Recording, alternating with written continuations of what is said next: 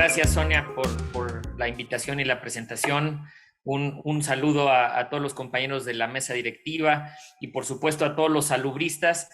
Me dan mucha envidia de la buena, eh, allá en el calorcito, en el bello Puerto Vallarta, en esa 75 reunión anual de salud pública. Acá en la Ciudad de México, como en muchas partes del país, está haciendo mucho frío. Y bueno, pues siempre un poco la tristeza de no poder acompañarlos y saludarlos en persona, pero bueno, aquí a la distancia, a la distancia estamos y pues vamos a darle. Verán ustedes que hay un poquito de discrepancia en el título de la presentación, pero bueno, al final de cuentas vamos a hablar de la pandemia y las coberturas. Y pues esperamos que sea del interés de todos. Sí, empezar declarando que no hay conflictos de interés que tenga yo relacionados con esta participación.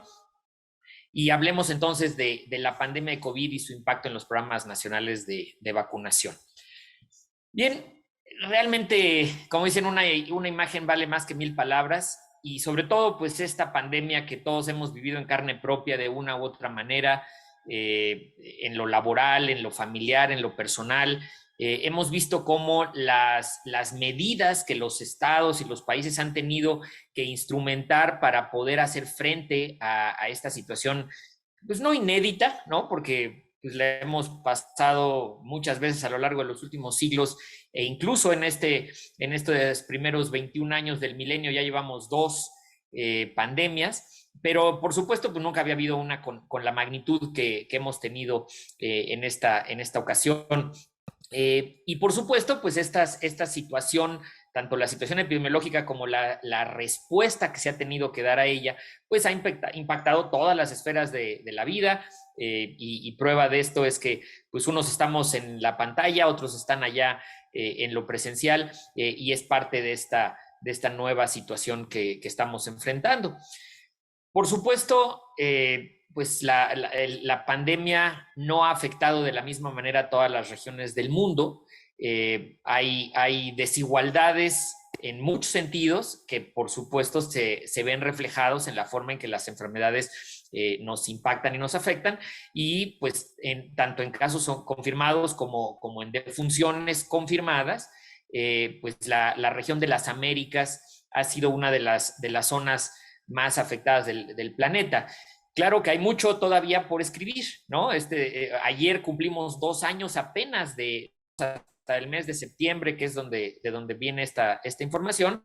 Pues la región de las Américas ha sido más afectada que otras regiones del mundo. Y por supuesto, dentro de nuestra región, pues también la afectación no ha sido igual, ¿no? Tenemos diferencias en la cantidad de casos, en la cantidad de muertes, pero al final de cuentas, pues nos enfocamos en nuestro país, y pues vemos cómo ha sido subir y bajar de la pandemia a lo largo de casi 2 años, en donde tenemos ya pues casi 4 millones de casos confirmados y una cantidad importante de defunciones. Que también, así como lo veíamos, ni en el mundo ni en el continente, pues en nuestro país tampoco la afectación es homogénea. Obviamente hay cuestiones que tienen que ver con la forma en la que nos organizamos y vivimos, y por supuesto las epidemias se asocian con la distribución poblacional. Pero entonces ya decíamos, toda esta situación de inequidad y desigualdad en el tema del comportamiento de la epidemia, de la respuesta a la epidemia, y que nos ha llevado a tener que tomar medidas, pues tampoco es algo nuevo, ¿no? Ustedes saben perfectamente que desde las epidemias de peste, y probablemente mucho más atrás, incluso tenemos historias bíblicas de cómo segregaban a las personas con lepra para que no contagiaran al resto de la población. Y así como teníamos temas de separación y de distanciamiento y de protección personal, pues también teníamos estrategias como el impulso a la vacunación, con los ejemplos de Jenner y Balmis, o una decisión que fue cuando Jon Snow decidió cerrar una llave de un pozo de agua contaminado en la ciudad de Londres para acabar con un brote de cólera en 1854. Más recientemente, pues tenemos precisamente la pandemia de 1918-1919, en donde tuvieron las mismas discusiones y las mismas situaciones que tenemos ahora del uso de cubrebocas, del distanciamiento, de la reconversión hospitalaria. Y ahí en esa foto que les pongo en medio, que es de la Oficina de Salubridad de la Ciudad de Puebla, pues habla precisamente de cerrar los teatros, de no acudir a sitios muy congregados. Entonces, como vemos, pues esto no es necesariamente algo nuevo. Ahora bien, después de este, digamos, contexto inicial, hablar sobre el impacto de la pandemia de COVID en los programas nacionales de vacunación. Y aquí, pues, vamos nuevamente de lo global a lo particular. De acuerdo con la Organización Mundial de la Salud y la UNICEF, el año pasado 23 millones de niños no recibieron sus dosis de vacunación a través de los programas rutinarios, ¿no? Y esto pues fue un incremento muy importante, que fue casi 4 millones de niños más de 2019 a 2020 a nivel mundial, que no recibieron sus vacunas. Incluso hubo 17 millones de niños que no recibieron ninguna vacuna en el 2020, nuevamente con estos datos de la OMS y de UNICEF. Y pues, ¿cuál es el principal problema? Y ustedes lo saben perfectamente, de que los niños, las personas en general, no recibamos nuestras vacunas, pues es que estamos entonces en riesgo de padecer enfermedades que algunas de ellas incluso ha costado mucho trabajo eliminar y hacer casi desaparecer de la faz del planeta, y otras que todavía están ahí, pero que gracias a las vacunas nos ayudan a evitar enfermedad y muerte innecesarias. Y bueno, pues desafortunadamente México está dentro de los primeros países del mundo que, por ejemplo, aquí en esta tabla, nuevamente los datos de UNICEF, pues somos de los países que más tuvimos un incremento en niños que no recibieron, en este caso es la primera dosis de difteria, tétanos, pertussis, que sabemos que, digamos, la combinación que se usa aquí en México es hexavalente. Pero, en fin, vemos cómo en 2019 348,000 niños no recibieron su primera dosis de DPT y en 2020 esto ya había aumentado a casi medio millón de niños.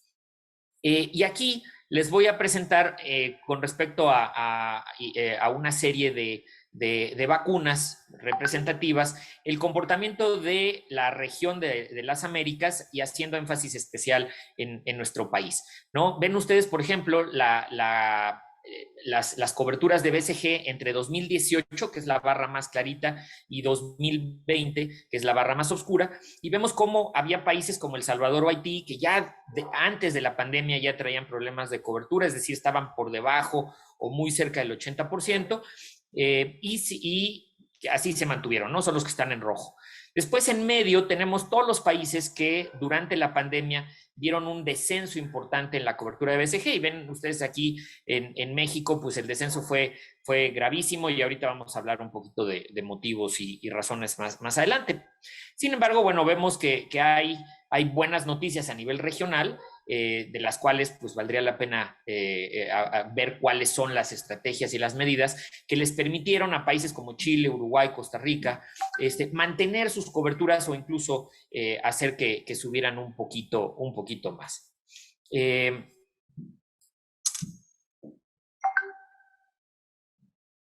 Perdón, es que me están diciendo que está haciendo mucho ruido el WhatsApp. Voy a un segundito.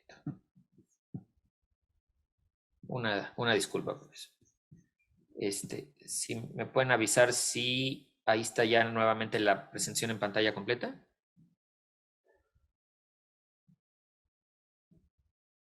Doctor. Gracias. Adelante.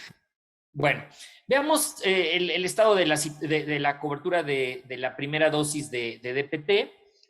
Obviamente, al ser estos datos de UNICEF, son los datos reportados por los propios gobiernos a las organizaciones internacionales, y ven ustedes cómo pues una muy buena parte de la región venía digamos, con coberturas arriba del 80%, pero que a lo largo de estos años ha visto una caída. Nuevamente tenemos el contraste de Costa Rica, Uruguay, Chile. Cuba tenemos algunas dudas ahí sobre los datos, pero bueno, finalmente está reportando un no descenso en sus coberturas.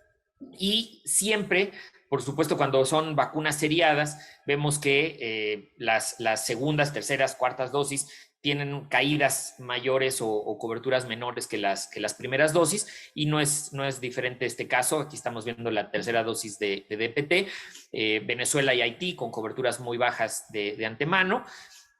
Nuestro país, dentro de los que han tenido esta disminución importante, motivada en mucho por la pandemia.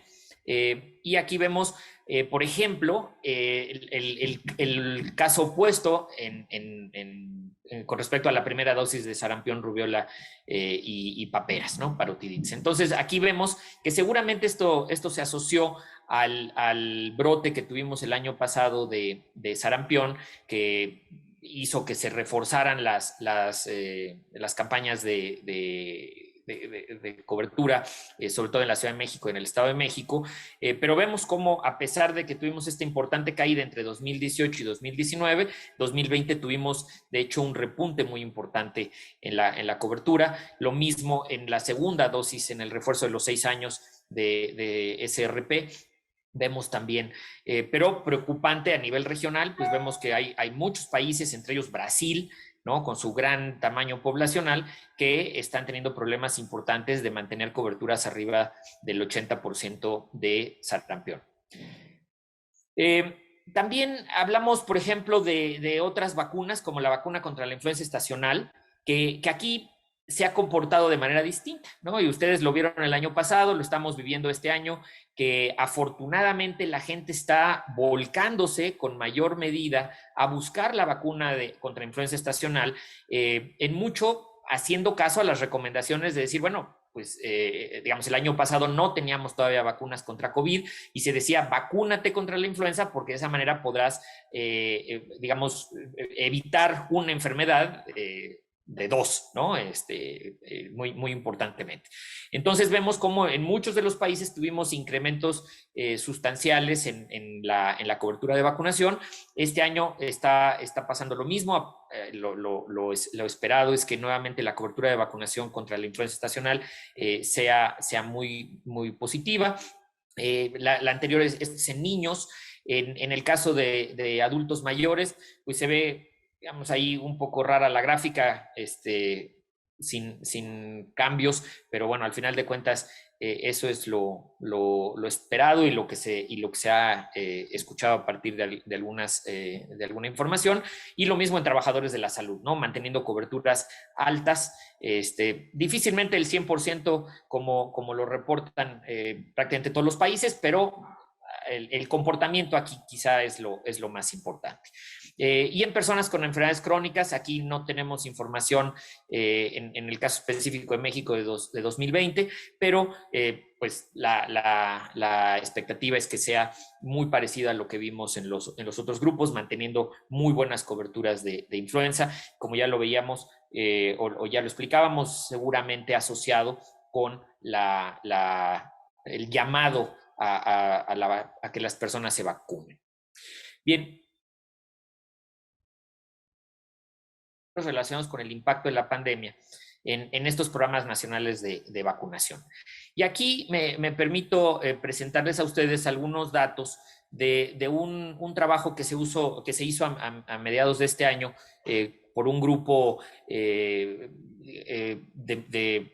participantes de prácticamente todos los países de América Latina, guiado por el Consorcio de Salud Global de la Universidad Internacional de Florida, en donde preguntamos a informantes clave de los países cuáles son los factores que ellos identifican como el principal motivo de afectación de los servicios de vacunación durante la pandemia.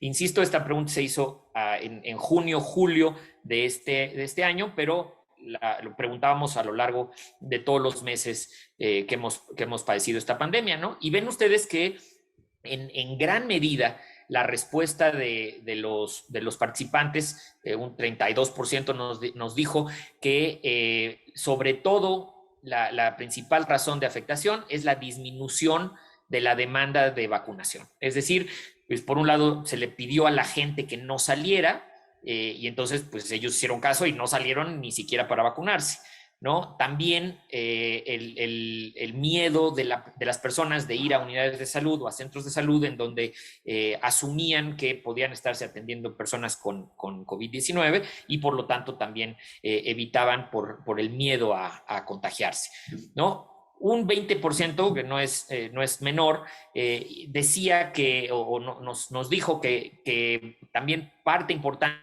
de la afectación a los servicios de inmunización fue por la reducción de personal para vacunar, porque se fueron a apoyar la respuesta a COVID-19. Y después problemas de transporte, ¿no? Que también sabemos se redujo la capacidad de transporte.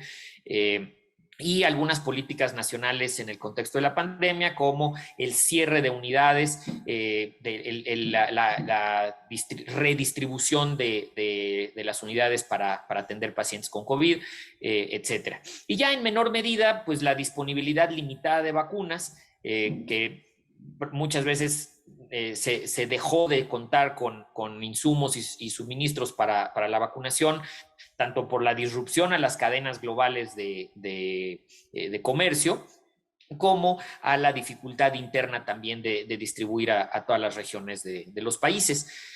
Y en menor medida, decíamos, baja disponibilidad de equipos de protección personal. Algunos dijeron que ellos no habían detectado afectación a los servicios de vacunación y algunos otros factores en menor medida. También les preguntamos cuáles eran las razones por las que ellos veían específicamente la demanda de los servicios de vacunación. Y entonces ya adelantaba yo un poquito en la lámina anterior, pues el temor de exponerse a COVID en el transporte o en el camino a la unidad de salud. Muy importantemente también el miedo a exponerse en las unidades de salud, precisamente el no voy a vacunar, la dificultad de obtener transporte para ir a los centros de salud. Pero algo muy importante que aunque aquí se reporta poco, un 12% en que los usuarios no están seguros si los servicios están disponibles, es algo que también, digamos, preocupa porque, aunque sea una fracción menor, pero ahí se ve que ha habido una falta de comunicación en donde pues todos nos volcamos a la atención a la pandemia, por obvias razones, pero se nos olvidó decirles, oigan, no dejen de vacunarse, ¿no? Aquí hay vacuna, estos centros de salud están abiertos, etcétera. Un poco de información en ese sentido, ¿no? Y pasemos a la siguiente, en donde les preguntábamos, y recordando, este es junio-julio de este año, qué actividades están planeadas o ejecutadas para reducir la brecha de no vacunación, porque hemos visto el caso de países como Chile, Colombia, Costa Rica, que ya en 2021 esas caídas que veíamos en las láminas de gráficas de colores, que habían tenido caídas importantes en sus coberturas, ya estos países prácticamente las han recuperado este año, ¿no? Entonces, bueno, lo que más están haciendo los países, y aquí ha habido un llamado a la acción de la Organización Mundial de la Salud y Organización Panamericana de la Salud, es el brindar información y preparar sistemas para completar esquemas atrasados, ¿no?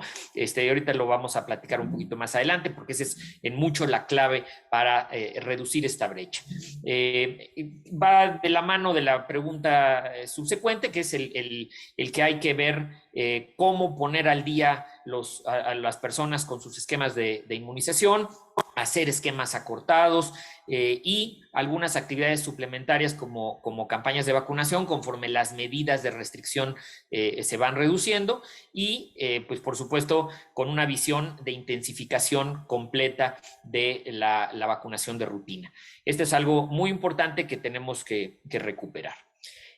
Ahora, algo muy importante también de mencionar es que no toda esta afectación la podemos achacar a la pandemia, ¿no?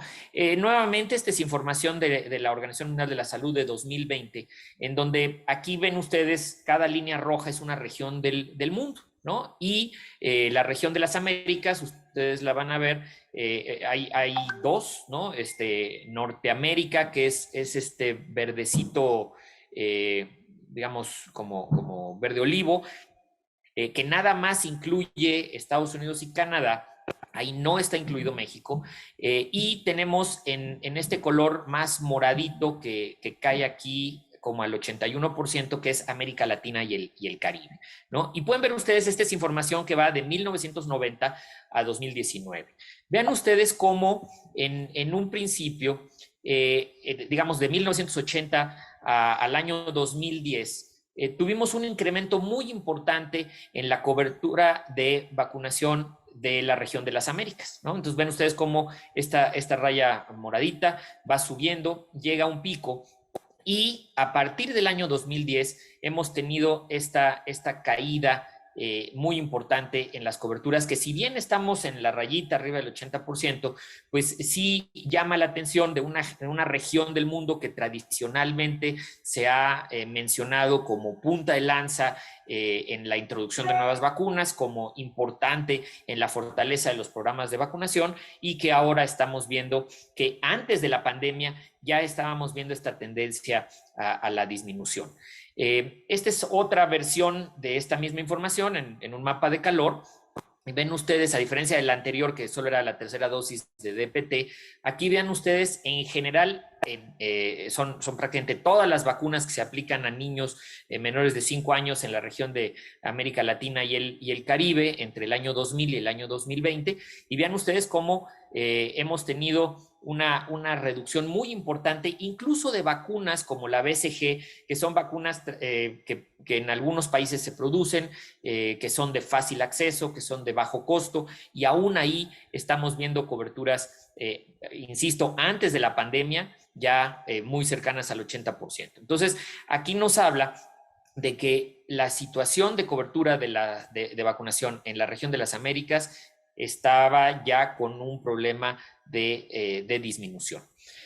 Y aquí lo podemos ver en el caso de nuestro país, ¿no? Vemos cómo, digamos, en los primeros años de la última década, teníamos reportadas coberturas arriba del 90%, que por ahí del año 2013, 2015, empezaron a caer por abajo de nuestro umbral del 80%, y que ahorita las vemos que están todas desperdigadas, pero muchas de ellas ya con coberturas subóptimas para 2019, ¿no? Aquí no metemos 2020 porque, bueno, pues es una situación que ya comentamos, atípica, pero ya en una situación peligrosa de coberturas bajas.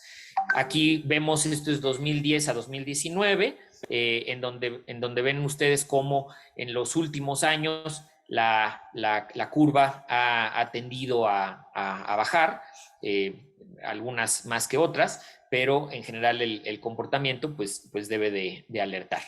Y por supuesto, considerando que digamos, estos reportes son de coberturas administrativas, no son coberturas reportadas nominalmente, pero cuando comparamos, por ejemplo, en el esquema completo en niños de un año cumplido, pues vemos cómo la ENSANUD 2016 o la encuesta de niños, niñas y adolescentes de 2015, pues reportan coberturas bajas de esquemas completos al año de edad, similar a lo que para 2018 se había reportado en la operación de la cartilla electrónica de vacunación en los estados que participaban, y bueno, pues muy distinto a lo reportado por el CENSIA en 2018 del 85%. Insisto, en azul, CENSIA, coberturas administrativas, y en verde, naranja, algo más cercano a coberturas nominales.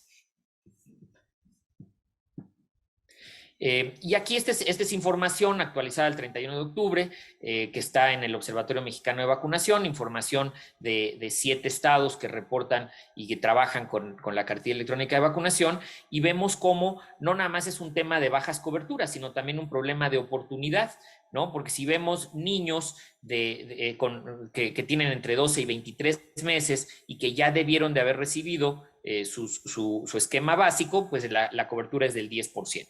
Esto mejora de manera muy importante, y los niños que tienen entre 48 y 59 meses, pues ya estamos casi en el 50% de cobertura. De por sí es una cobertura baja, pero nos habla de que los niños están recibiendo sus vacunas, los que las reciben tarde. Y sabemos que lo importante de la vacunación no nada más es recibir la vacuna, sino saber que la recibimos al momento. Claro, es mucho mejor recibirla tarde a no recibirla nunca. Y con información también de lo que se reporta por parte de los vacunadores en la cartilla electrónica de vacunación, información al 31 de octubre de estos 7 estados que veíamos en la lámina anterior, pues se habla de que el 70% de las ocasiones en las que las personas no reciben su vacuna es porque no hay biológico disponible por una u otra causa. ¿Cuál es el problema de esto? Pues obviamente el impacto epidemiológico en la prevención y control de las enfermedades prevenibles por vacunación, ¿no? Aquí vemos, este es de la región de Latinoamérica y el Caribe, cómo tuvimos este terrible incremento de sarampión en el año 2018-2019. Nosotros afortunadamente tuvimos solo algunos casos importados en México y gracias ahí, alguna noticia buena de lo que nos ha dejado la pandemia, pues es que gracias a estas medidas de distanciamiento social, hemos podido ver una disminución y no vimos en 2020 y en lo que va de 2021 incrementos importantes de sarampión, pero con las coberturas tan bajas que se están viendo de estas vacunas a nivel regional, pues no sería sorprendente que para 2022, con la liberación o relajamiento de las medidas de separación y la apertura de actividades, pues nuevamente esto fuera para arriba. Y cosas similares, fenómenos similares hemos visto en el caso de difteria, como igualmente 2019 habíamos visto una disminución importante, se pusieron las pilas ahí algunos países para controlar sus brotes, sobre todo en el cono sur, 2020 una caída y habrá que ver qué pasa con 2021 y sobre todo 2022 en el caso de este padecimiento. Y con difteria también, ¿no? Vemos aquí como 2020 tuvimos un incremento a pesar de las medidas y habrá que ver cómo se comporta en los próximos años. Y aquí en el caso de las enfermedades prevenibles por vacunación en México, vemos que las noticias son muy buenas.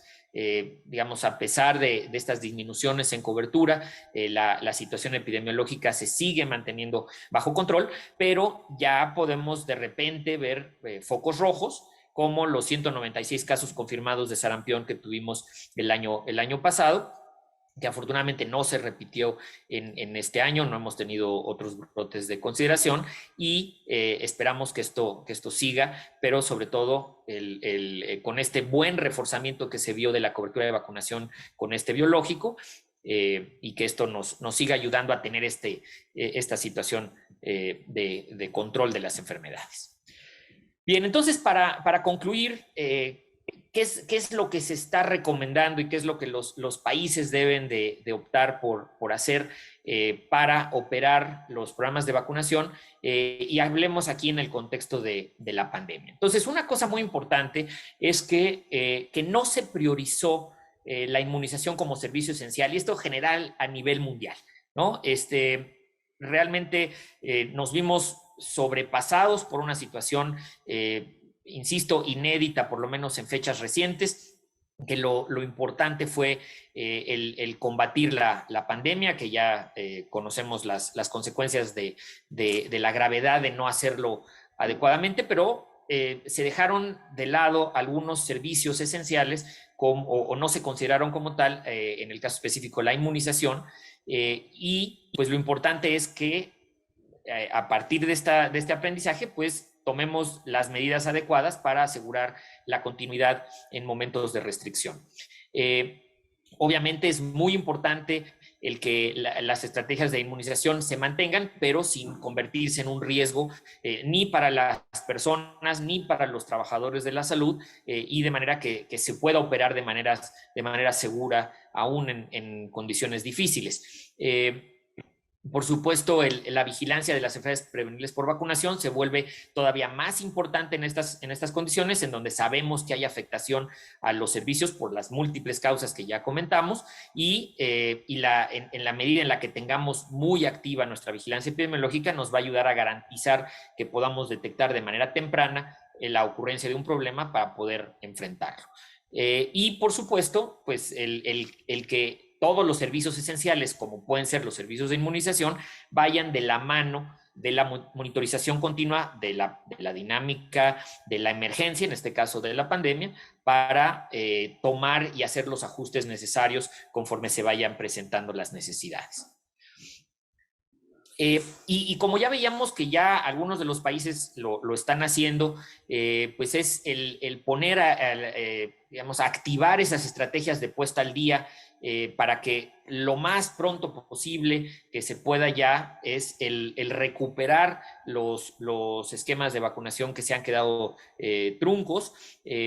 Habrá desafortunadamente en ocasiones que suspender campañas masivas por necesidades del control de la pandemia, pero sí sabemos que hay otras estrategias que se pueden echar mano de, como puede ser la vacunación domiciliaria.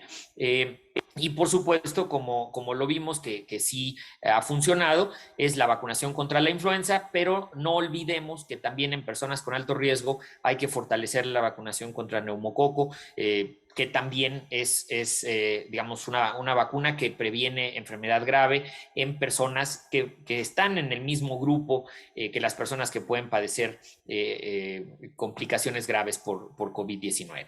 Y al final de cuentas, pues hay que ser creativos, ¿no? Creo que el mundo ha demostrado que tenemos toda la capacidad de innovar y de tener creatividad cuando las situaciones son adversas, y entonces, pues ser innovadores adaptados a nuestros contextos locales para que los servicios esenciales se mantengan, se pueda mantener la vacunación y podemos proporcionar los servicios a la población manteniendo a nuestro personal con toda seguridad. Es simplemente el esquema, es el documento que ha publicado la Organización Mundial de la Salud, que se llama No dejar a nadie atrás, el poner al día los esquemas de vacunación de toda la población. Y entonces, bueno, como ya decíamos, hay que iniciar cuanto antes las estrategias de reinicio y reforzamiento de los servicios de vacunación, asegurar los recursos conforme se va teniendo capacidad para ello. El que además de la vacunación rutinaria y el completar los esquemas, estemos muy atentos y tengamos todos los elementos a la mano para atender posibles brotes o reemergencia de enfermedades prevenibles por vacunación. Y ya anticipaba yo un poco de un plan de comunicación efectivo que nos ayude a recuperar esa demanda que afortunadamente en nuestro país, y lo hemos visto con la fantástica respuesta que ha habido a la oferta de vacuna contra COVID, de que se desborda la población en los centros de vacunación, pues hay que recordarles que es muy importante que recuperen sus esquemas de vacunación rutinarios. Identificar muy bien a las personas que no estamos vacunando para que en ellos podamos focalizar nuestras acciones. Finalmente, los invito a conocer este documento que fue publicado apenas hace unas semanas, que es precisamente la postura de la Asociación Mexicana de Infectología Pediátrica, la MIP, que habla mucho de esta situación del estado de inmunización infantil en el país y la necesidad de hacer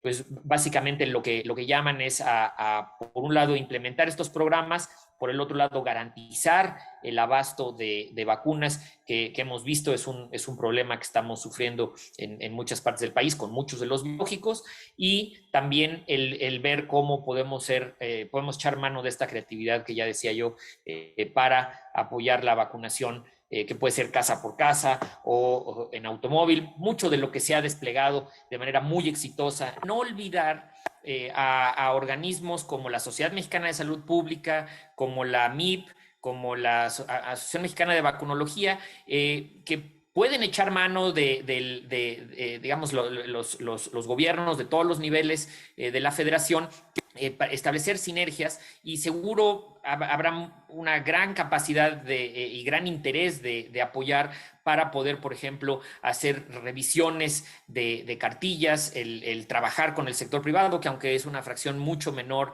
en proporción a lo que se vacuna en el sector público, pero digamos, aquí hay que echar mano de todos los cerebros y manos disponibles para fortalecer esta capacidad de vacunación. Al final de cuentas, tenemos que asegurarnos de que los mensajes que emitimos sean siempre la importancia de que esta pandemia ha sido un recordatorio de que tenemos que estar siempre al día en la protección de nuestras poblaciones contra las enfermedades prevenibles por vacunación. Tenemos que blindar nuestros servicios esenciales como los de vacunación contra el riesgo de situaciones como la pandemia. Vemos como una pandemia como esta, una emergencia como las que hemos vivido muchas veces, profundizan las brechas de vacunación que ya veníamos cargando de tiempo atrás. Y por supuesto esto genera un subsecuente riesgo para poblaciones vulnerables sobre todo. Hay países que desarrollaron buenas prácticas que les ayudaron a reducir sus disrupciones de manera muy rápida, de los cuales vale la pena tomar medidas y aprendizaje. Y bueno, pues los dejo con estos temas para la reflexión. Les agradezco mucho la atención y si hay tiempo, por supuesto, estoy a la orden para comentarios. Muchas gracias.